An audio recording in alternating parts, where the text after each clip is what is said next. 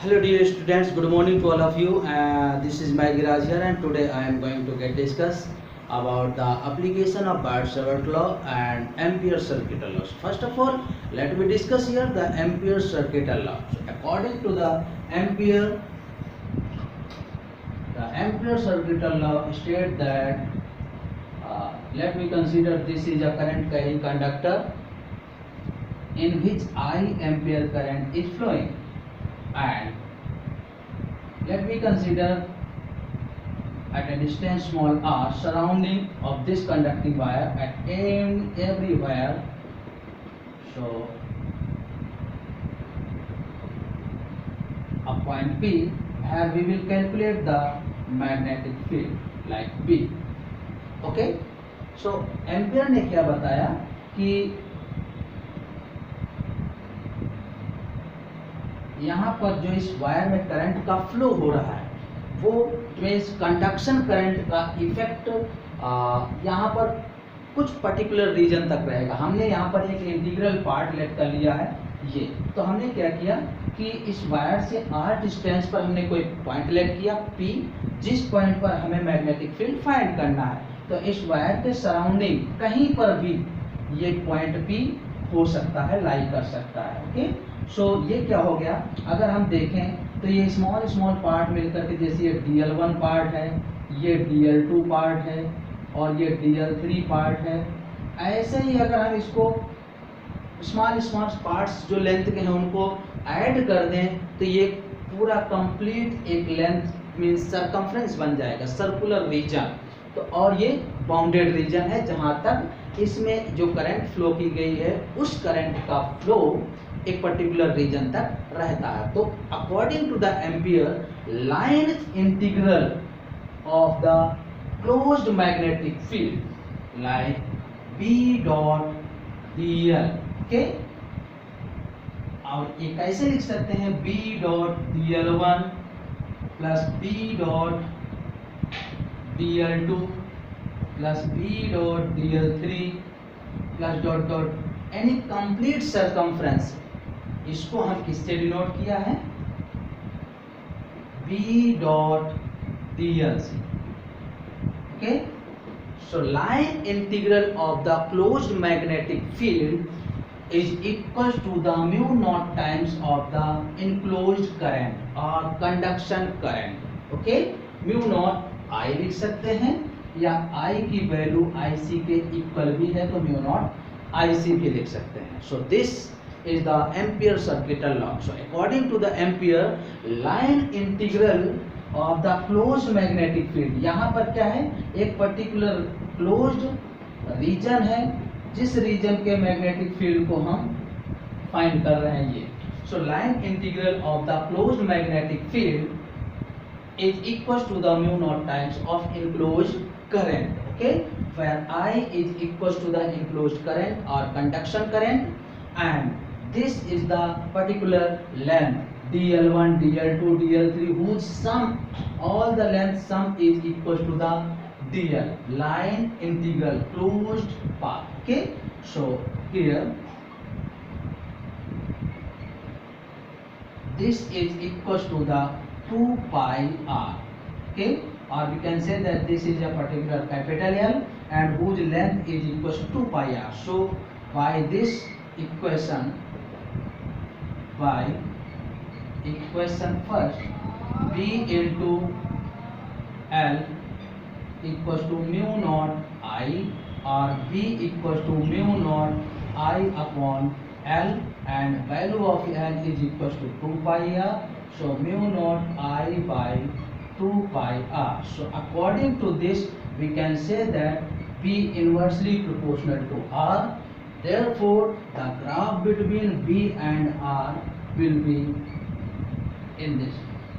Okay, B और R में अगर कर्व ड्रॉ करेंगे तो ये ऐसा आएगा। अगर यहीं पर हमने ऐसा कर्व ड्रॉ कर दिया बी में और 1/r में, then it will be a straight. Okay, अब हमने 1/r को पर्टिकुलर एक वैल्यू मान लिया, सो अगर हम 1/r के में बी और 1/r का ग्राफ ड्रॉ करेंगे तो ये ऐसा करवाएगा। So this is the Ampere circuital law. So it is used for the straight wire. Just to remember at every time, the Ampere circuital law used for the straight current carrying conducting wire. Okay, now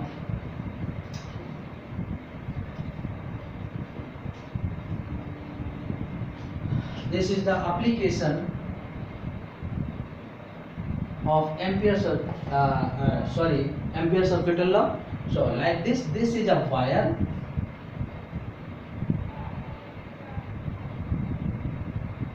whose radius is a, in which current is flowing I.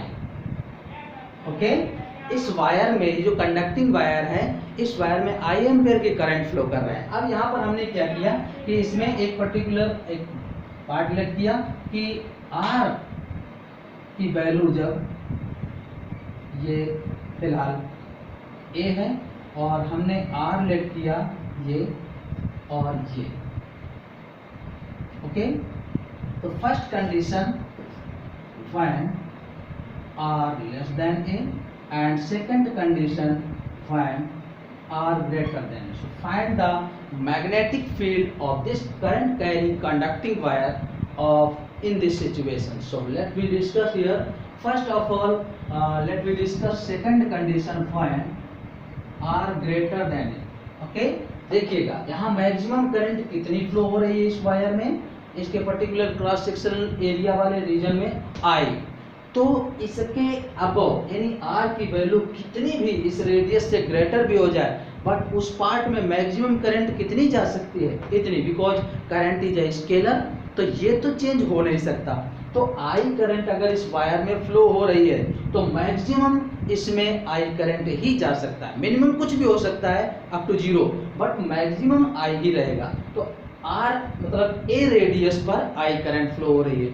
अब radius की value A से greater कर दिया, मतलब अब ये reason मिल रहा है. ओके, मींस ये पार्ट है R और R इज ग्रेटर A, तो इसमें करंट का फ्लो कितना रहेगा, I ही रह सकता है मैक्सिमम, इससे ज्यादा पॉसिबल हो गए हैं. So using B equals to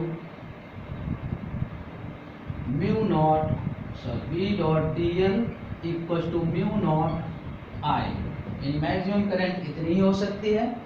B into DL की वैल्यू हो जाएगी 2 pi R equals to mu naught I. So B equals to mu naught I upon 2 pi R. Okay, so इससे पता चला कि B inversely proportional R. Clear. अब बात आती है सेकेंड कंडीशन की. तो अब इस सिचुएशन में first R less than A है, मीन्स कि ये तो इसकी रेडियस थी A और हमने जो R लेट किया है वो है ये स्मॉल r, यानी R इज लेस देन इसके अंदर है. तो अब हमें देखिएगा जैसे ये वायर था तो इसके पर्टिकुलर इस रीजन पर करंट का फ्लो I था और हमें किसमें फाइंड करना है, इतने में से, क्योंकि ये वैल्यू R है और ये पूरी कितनी थी, A थी, ये A थी, तो इतने पार्ट में कितनी करंट जाएगी. ओके, तो देखिएगा I dash will be I into fraction part करके निकाल देंगे पाई R स्क्वायर. इतने एरिया में करंट फ्लो हो रही है out of pi A square, पूरे एरिया के रेस्पेक्ट में. ओके, ये है इसका पूरा एरिया पाई A स्क्वायर और करंट कितने में फ्लो करनी है, इतने में, क्योंकि इसकी रेडियस है R. तो ये पाई R स्क्वायर में जानी है, तो पाई R square out of total, यानी जितने एरिया में करंट का फ्लो होना है उतना area divided by total area. तो इतनी करंट अब इसमें पास होगी. तो फिर using ampere circuital law B dot DL equals to mu naught I dash. So B into 2 pi R equals to mu naught, और इसकी वैल्यू हो जाएगी I डैश की I R square upon A square. So B equals to mu naught I R square upon A square into 2 pi R. So R से R cancel हो जाएगा, mu naught upon 2 pi I upon A square into R. तो इस case में देखें तो V proportional R है. Okay, is it clear. तो अब देखिए इन दोनों का अगर हम कंबाइंड कर्व ड्रॉ करें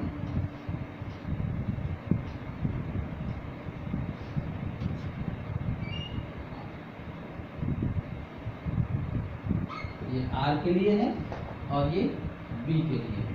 तो हम एक पर्टिकुलर ये R है और इससे पीछे आएंगे तो R लेस देन ए है और इसके आगे जाएंगे तो R ग्रेटर ए।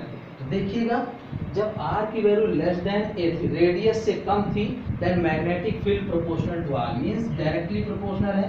तो यहाँ तक तो स्ट्रेट लाइन चलेगा और इसके बाद ये आया था B, ये आया है R is less than A के लिए B की value mu naught upon 2 pi I upon A square R, it means B proportional R। और R ग्रेटर ए के लिए आया था B equal to mu naught upon 2 pi I by R means E inversely proportional R। तो देखिएगा अब यहाँ के लिए ग्रेटर देन ए के लिए ये ऐसा है और ऐसा कर्व हमने ड्रॉ किया था इस तरीके से। तो ये कैसा आएगा, पी आर कर्व इस टाइप में से आएगा। ओके।